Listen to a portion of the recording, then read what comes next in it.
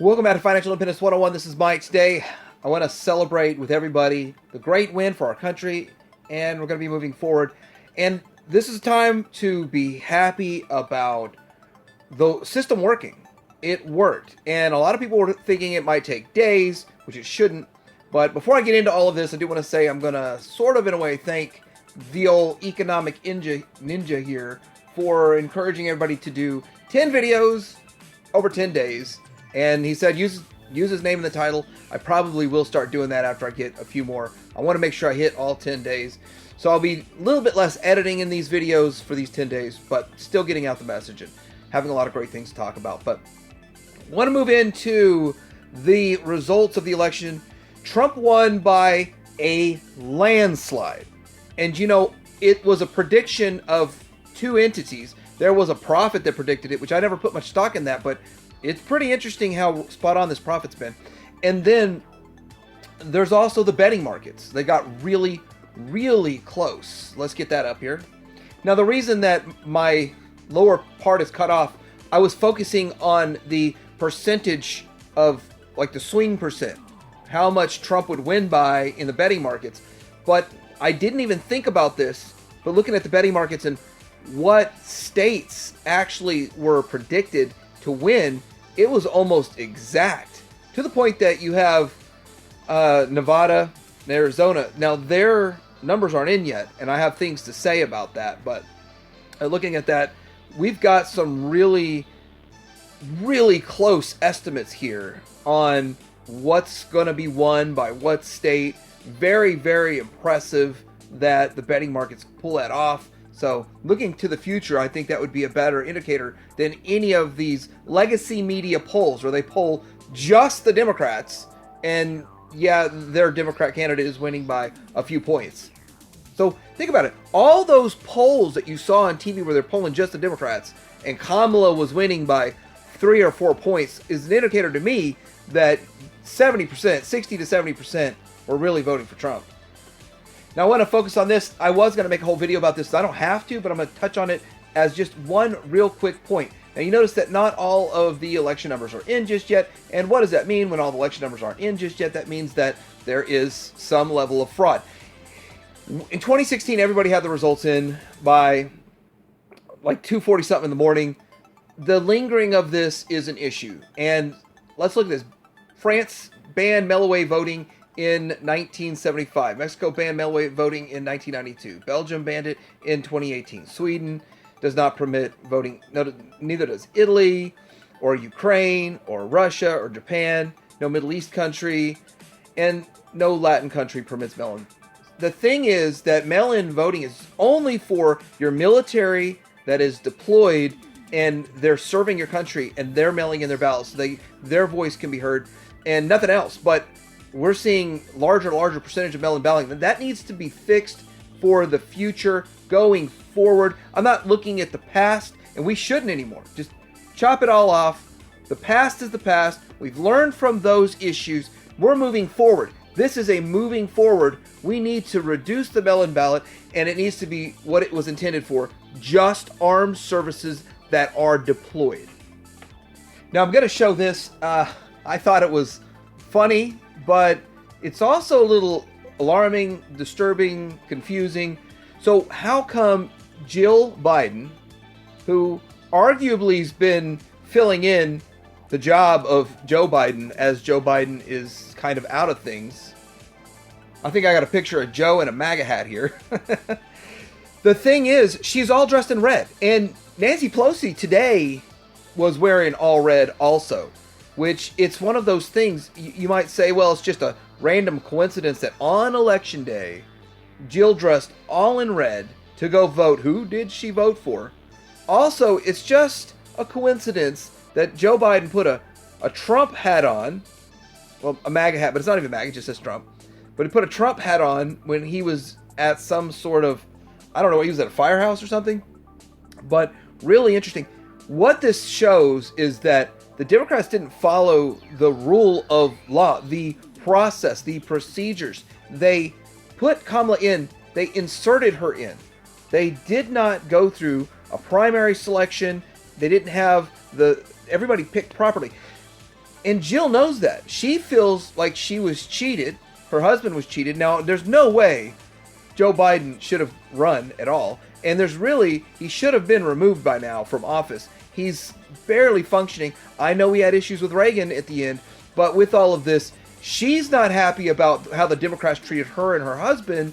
And had they done an actual primary, I think everybody would have felt better about it. Actually, had they done a primary, they would have found out Kamala would have not gotten 1% of the vote, just like the first primary. See, there's a lot of stuff going on here that they did wrong, and yeah, they need to move forward. Stock market rallied, and I very seldom see a chart like this.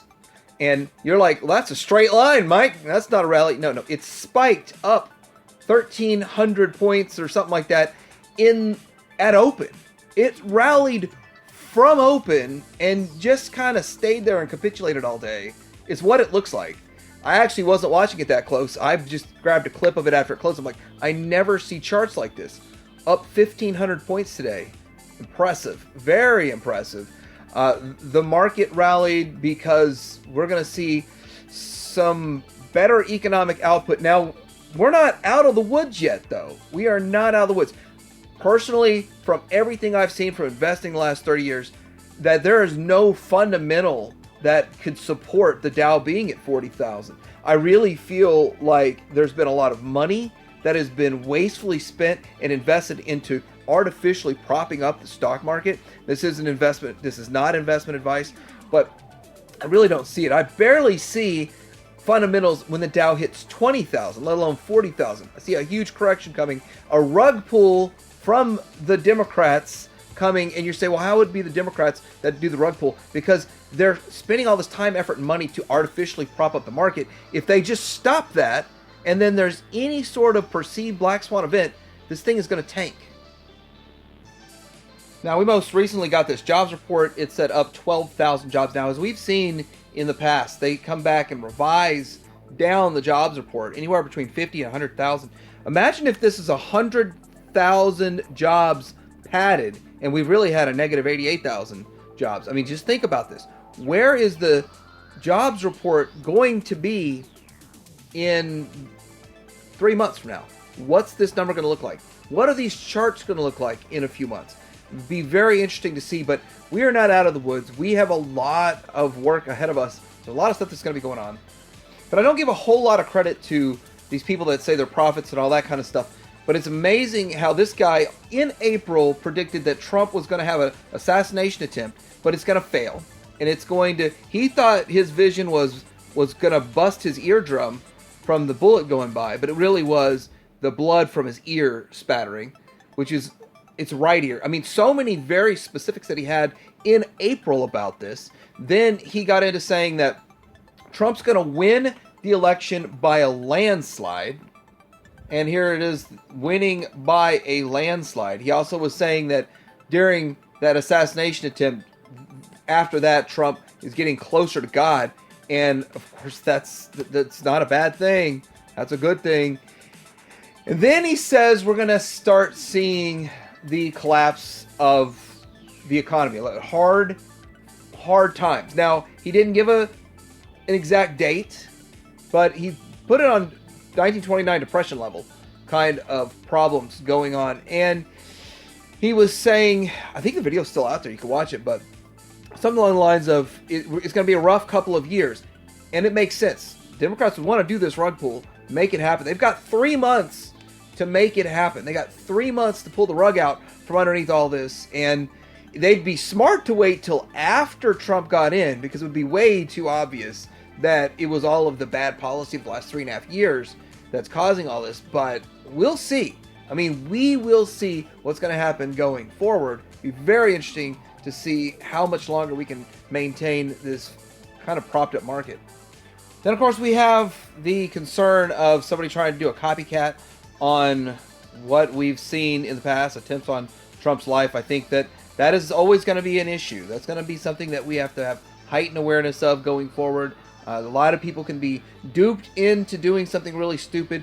Now, granted, anyone that attempts, you know the outcome of anyone that attempts to do this.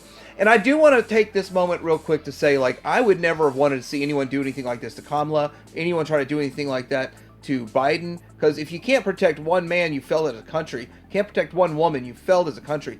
And with that, like, we've got to work to keep our guys safe. And, you know, because he works to keep Americans safe, we got to work to keep him safe.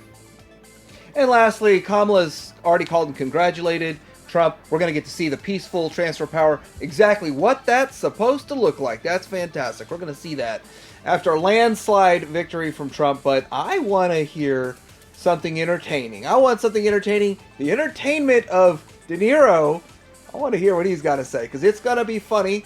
And we'll all get a chuckle, get a laugh. And in reality, the people that didn't want to see Trump win will also get a laugh from De Niro. I am very, very honest about that one. But let me know what you guys think about what's going on. A win for our country.